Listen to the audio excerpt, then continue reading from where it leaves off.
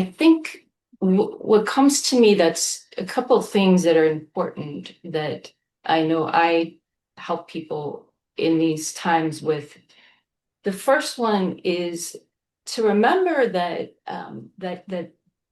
that these are not problems to solve, right? And we tend to approach them with our mind, right?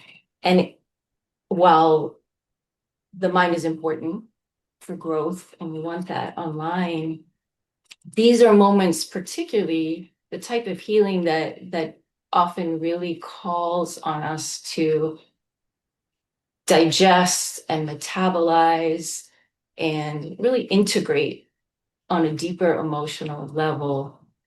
It's the type of healing that is not where insight or doing. I think people can get really wrapped up in doing and very anxious about what do I do? How do I get over this grief or this loss?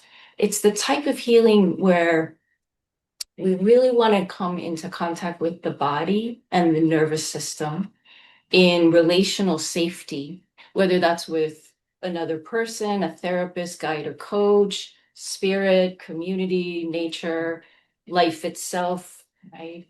And we want to, and that's the depth that these times need to really have a different kind of emotional direct contact with the place where the pain lives, the nervous system, the body.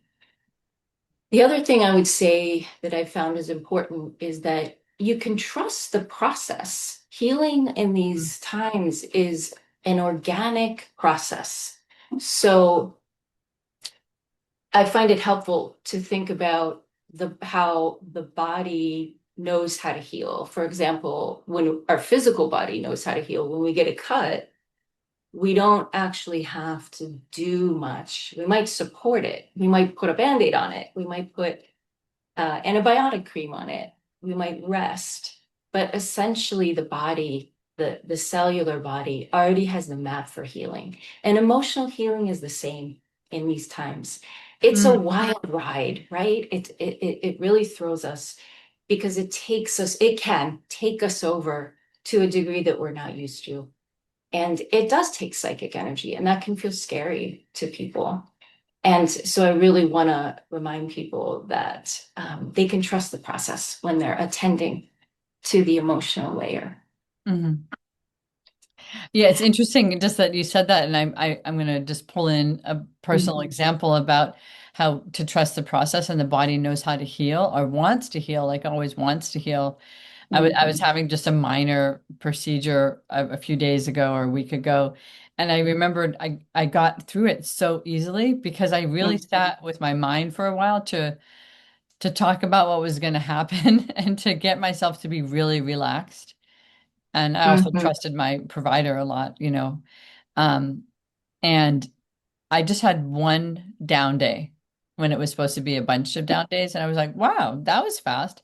But I felt Mhm. like it was because I gave myself some permission to prepare myself and just be in the thing instead of like pulling back from Mhm. with fear from what was happening.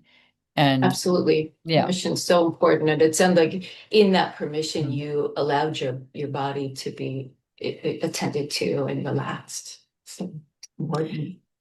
Right. I think there is that like, rigid and going forward and keeping yourself in a moving and emotion around something that's really hard is the protective measure that sometimes we just don't allow ourselves to Mhm. trust that there's a process and actually we can find ways to move through the process instead of Mhm.